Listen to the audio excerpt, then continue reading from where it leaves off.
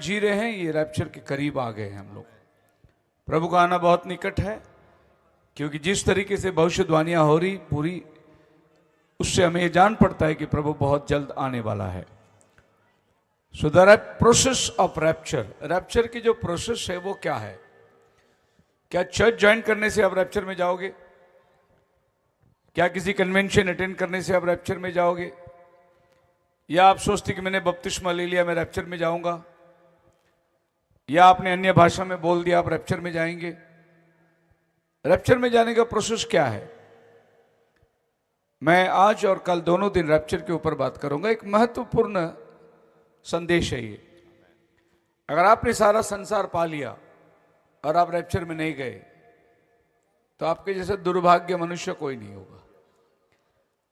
आपने सब कुछ हासिल कर दिया, लेकिन आप उठा लिए जाने का भागी नहीं हुए। आपने हजारों रुपए करोड़ों दान कर दिए, कन्वेंशन लगा दिए, बहुत बड़े बड़े काम कर दिए, और अगर आप रैप्चर मिस कर दिए तो आपका जैसा अभागा आदमी कोई नहीं होगा। इसीलिए बाइबल जो है रैप्चर की बहुत इंपॉर्टेंस देती है। प्रभु आप ही स्वर्ग से उतरेगा। आज ये दुनिया जानती नहीं, प्रभु आप ही स्वर्ग से उतरेगा।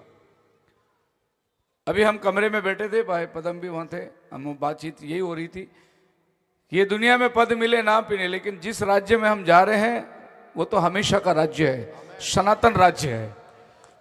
और वहां जो पद प्रभु ने हमें दिया है वो बहुत बड़ा पद दिया हुआ है। ये जो सांसारिक चीज है ये मिटने वाला है, लेकिन वो जो राज्य है वो अविनाशी है। क्या आपको पता है रैप्चर का प्रोसेस में जो घटना होने वाली है वो क्या है? बाइबल कहता है हम सब बदल जाएंगे। जब रैप्चर में हम उठा लिए जाएंगे, ना कोई बूढ़ा होगा, ना कोई जवान, ना कोई बच्चा होगा, हम सब एक समान होंगे।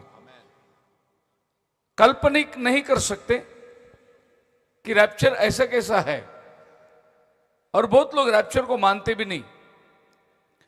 आजकल की जो सभाएं होती है, बड़ी बड़ी सभाएं होती है, जहां लाखों लोग बैठे, 1 लाख 2 लाख 3 लाख, बहुत लोग, बड़े बड़े प्रॉफिट लोग स्टेज में प्रचार कर रहे हैं। वो सिर्फ लोगों को इतना ही बता रहे हैं कि तेल लो, पानी लो, आशीर्वाद लो, गाड़ी घोड़ा बंगला, यही बात कर रहे हैं। कहीं पर भी रैप्चर की बात नहीं हो रही है। प्रभु आने वाला है, आपको जाना है, आप तैयार है क्या, ये बात कहीं नहीं हो रही है। आप सुन के देखिए टेलीवेंजलिस्ट लोगों के पास सिर्फ शरीर की जो जरूरत है, चंगाई जरूरत है, आपको आशीष की जरूरत है, बरकत चाहिए, काम धंधे अच्छे चलने चाहिए, गाड़ी घोड़ा घर लेना है, बैंक बैलेंस होना है, इन्हीं बातों के ऊपर जोर दिया जा रहा है। पर ये सब चीज तो मिटने वाली है। पौल कहता है कि अगर हम दुनियावी चीज के लिए प्रभु के पास आते हैं तो हमारे जैसा अभागा कोई नहीं है। हम प्रभु के पास आए, इस दुनिया के लिए नहीं आए, हम प्रभु के पास आए उस दुनिया के लिए। ये संसार तो हमें छोड़ना है, कोई स्थायी है नहीं। सो आज हम लोग रैप्चर के कई एक बातें आपके सामने रखूंगा। सो हम क्यों रैप्चर के ऊपर विश्वास करते हैं? प्रभु आने वाला है, इस बात के ऊपर हम क्यों यकीन और बिल्कुल इत्मीनान से कहते हैं कि वो आने वाला है, श्योर है वो।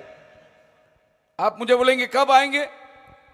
प्रभु ने तारीख नहीं दिया, लेकिन किस मौसम में प्रभु आएगा वो जरूर बताया उसने, सीजन बताया उसने।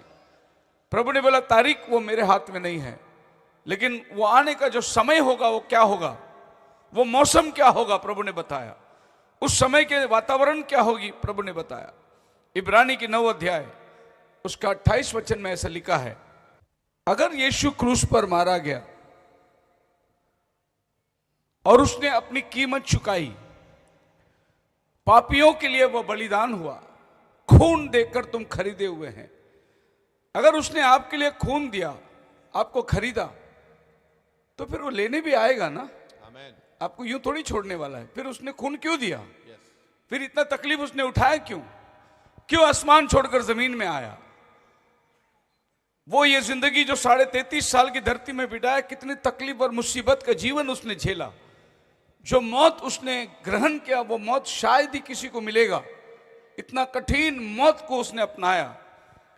फिर इतना सब करने के बाद अगर वो आपको यूं ही छोड़ दे धरती पर, और जो सदियों से मरे हैं, 2000 साल से जो मरे हैं, नीचे कब्र में बैठे हैं, और अभी भी मर रहे हैं और मरने वाले भी हैं, ये लोग जाएंगे कहां? फिर उसने लहू किसके लिए दिया? इसके लिए इब्रानी कहता है फर्स्ट टाइम आकर उसने अपना काम पूरा किया, तो सेकंड टाइम वो आएगा हमें ले जाने के लिए। इसलिए निश्चित है रैप्चर होने वाला है। हालेलुया। आज इस मैसेज सुनने के बाद आपका माइंडसेट जो है रैप्चर की तरफ बदल जाएगा।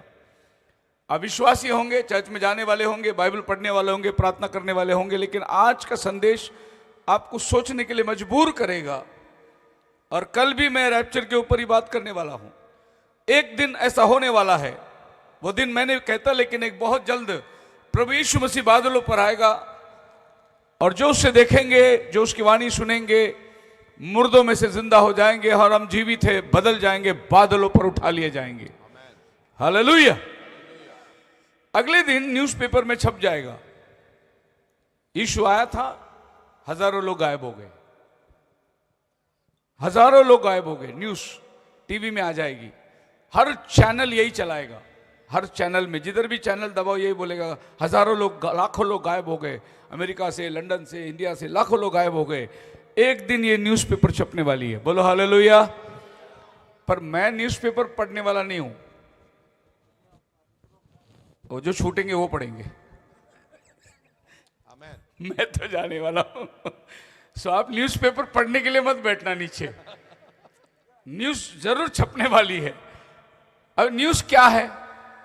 सो एक ऐसी ब्रेकिंग न्यूज़ एक दिन आने वाला है जिस दिन कहेंगे कि हजारों लोग गायब हो गए, लेकिन जो बचे रहेंगे, अब दुनिया वालों को इससे कोई मतलब नहीं, लेकिन जो बच्चे रहेंगे, बाइबल पढ़ने वाले, चर्च जाने वाले, जो रैप्चर नहीं गए, उनको अभी सांत्वना देनी पड़ेगी। भाई वो चले गए, हम क्यों रह गए?